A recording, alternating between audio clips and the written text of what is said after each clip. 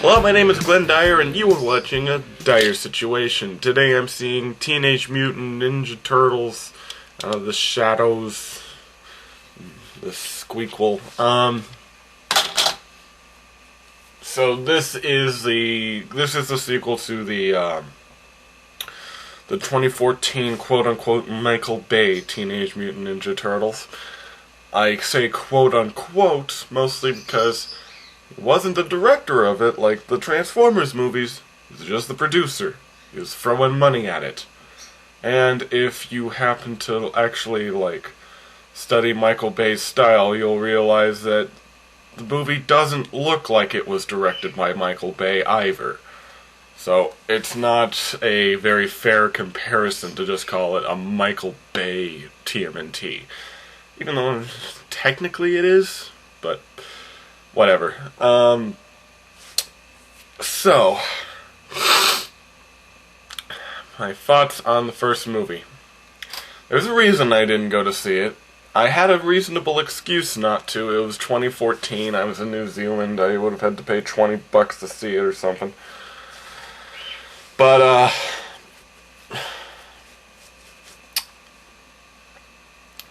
yeah, and, here's the thing. I've never really given a crap about the Teenage Mutant Ninja Turtles. Never. Not even enough to hate watch that movie. When I was a kid, I had the first 5 episodes of Teenage Mutant Ninja Turtles on VHS. I just had them for some reason. Somebody must have given them to me when I was a baby or something. And I watched them, and I enjoyed them. This was the 80s show, of course. And as I was growing up, because I was, a young kid who didn't really think too much about this, I assumed that those 5 episodes were the only 5 ever made. And I thought they were fun. And I liked them, and I rewatched them. And then eventually, I was told, no, of course, dummy, there isn't just 5 episodes. They made several seasons of it. And I went, and of course by this time it was like, oh yeah, and there's 3 different movies, and there's TV shows, and there's other TV shows, and there's nobody ever, I didn't learn of the musical tour until a lot later, but, I was told all this stuff, and it's based on a comic book that is also reasonably popular, and I thought, okay. And I did not pursue the matter at all, and that has continued to this day. I have very little interest in looking into it. I'm sure it's a fun-ish show, but a lot of shows from the 80s I find not very engaging, at least the cartoon ones, the ones that were made with shoestring animation budgets and mostly designed for marketing toys and stuff, and people have nostalgia connections to the old Transformers cartoon, and the Mutant Turtles, they're a huge marketing gimmick, and lots of stuff, He-Man, but yeah, for people like me, I think it's just from my generation of people born in the mid-90s, it's just, those shows are hard to get into. So yeah, so basically I watched the recent movie and just went into it, not expecting anything. I honestly don't care what they do to this series. I watched it, and well, let's be honest, it was a little better than I thought. Bear in mind, with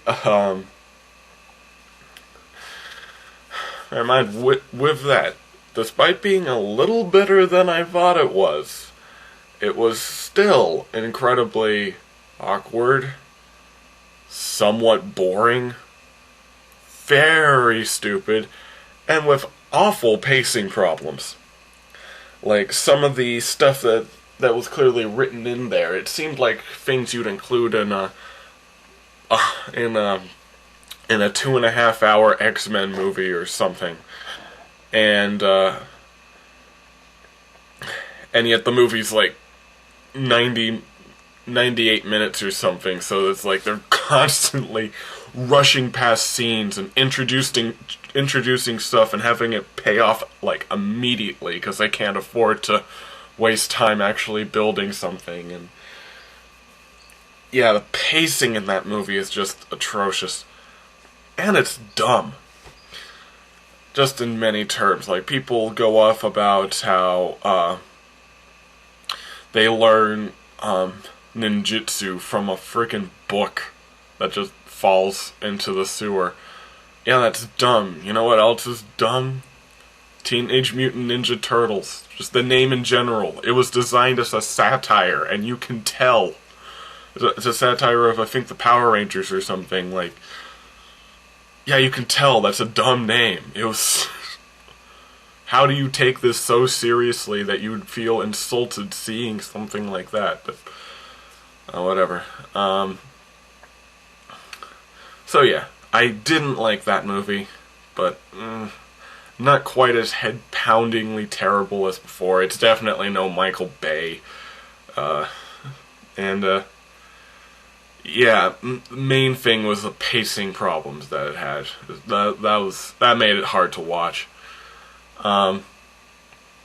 So, you know, today, when this movie started being advertised, the movie I'm watching today, like, a lot of people just went, that looks pretty good. I never watched the trailer, of course, but I've been bombarded with stuff on IMDb showing, like, hey, Bebop and Rocksteady are in this, and Krang.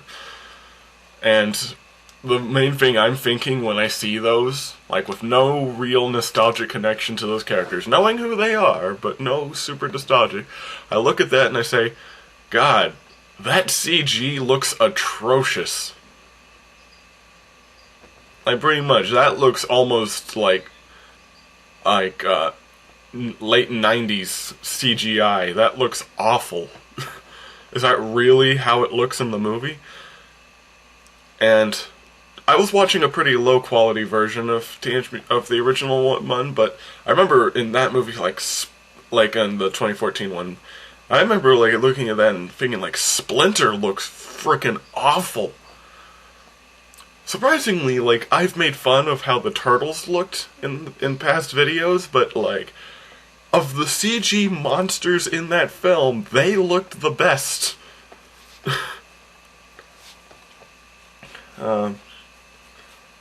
So, it's crazy to me.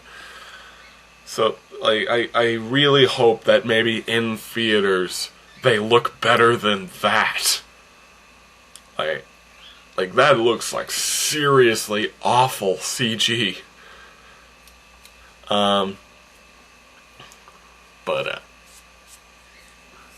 yeah, so clearly somebody in marketing figured out, like, alright, for this movie we gotta target all the 30-something people who bought all the merchandise back in the old days by including all these 80s cartoon characters. I'm pretty sure that was it. I have no idea what their place in the movie is. I have no idea how fun the movie will be. And to be honest, I'm guessing this will be around the same thing. Maybe better character interactions, maybe it'll be a slightly more fun movie than the first one, like, because they have more wacky characters in there, but I'm guessing, because this is about the same length, probably the exact same pacing issues as before. Which really is like a movie breaker, you know? Like, it makes a movie hard to deal with. So, that's how I think it's going to be. Let's see it. Wow, so, believe it or not, I actually liked it quite a bit. It was a very enjoyable movie. The pacing problems from the original, gone. Like, it did tend to drag a little towards the end, but within acceptable levels. Nothing at all like the first movie was. It wasn't boring. It felt like written quite cleanly. The tone was raised a few notches lighter, and it actually helped to, it really helped just to keep the flow going, honestly. And it was just, this is a well put together movie. Like, it's honestly hard to believe that this was in any way related to that 2014 movie. Like, at all. It's like day and night. And so that CG thing I mentioned, like how I saw those ads on IMDb and Krang and Bebop and Rocksteady look awful. It looks better in theaters. There's times where it looks kind of, but most of the time it looks okay. And then there's some times where it just seems unnecessary. For instance, there's a scene where a basketballer steps in a pizza slice and slips over on it. And then we see his foot and it has a pizza slice on it.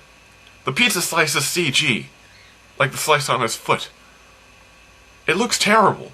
Why'd they do that? Like, is this the Oogie Loves and the Big Balloon Adventure? They can't afford real bubbles, a real pizza slice? Like, I'm pretty sure at least some of these scenes must have been in New York or LA or something like that. There's a pizza vendor every freaking block. Just get a slice of pizza. Well, jeez.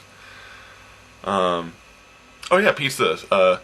Product placement in this movie, way more subtle than the first one. I didn't even bring that up just because, whatever. But you know how in the first movie, if you've seen it, like, there's like these scenes where it's so freaking forced with product placement. Like, they slam down a pizza box and the Pizza Hut logo is right in the camera, taking up the whole screen. Or Michelangelo will say, "Hey, if you're thirsty, I've got a whole stash of Orange Crush back there." Or something like that. Like, just terrible. This movie, way more subtle. In the background, there's a crush machine. Okay. The pizza, if you look carefully, appears to be Pizza Hut. I think. I couldn't even tell that much. Great. That's how you do product placement. In the background, hypnotizing people subliminally. Oh god. But anyway,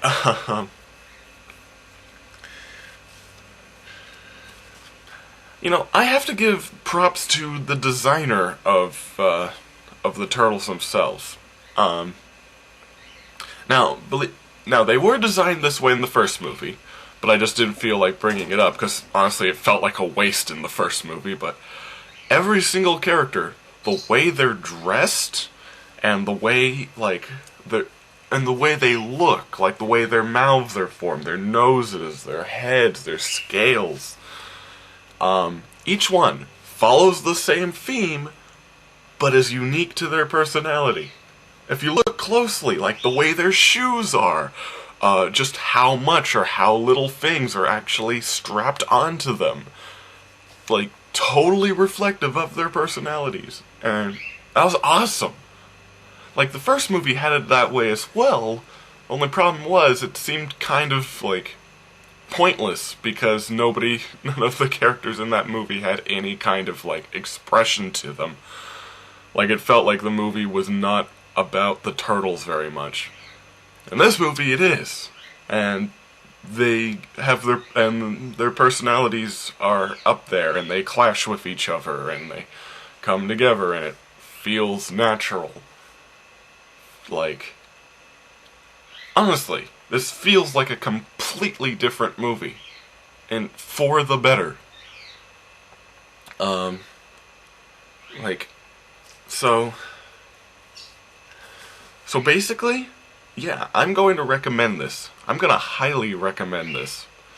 If you haven't seen the first movie, don't bother. They introduce things quite cleanly. And it's just better that you forget that movie exists. Just start with this one.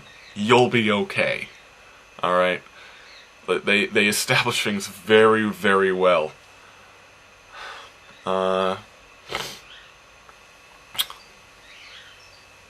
let's see, the new characters, Bebop and Rocksteady themselves, super fun, pretty much exactly how they were in the 80s cartoon.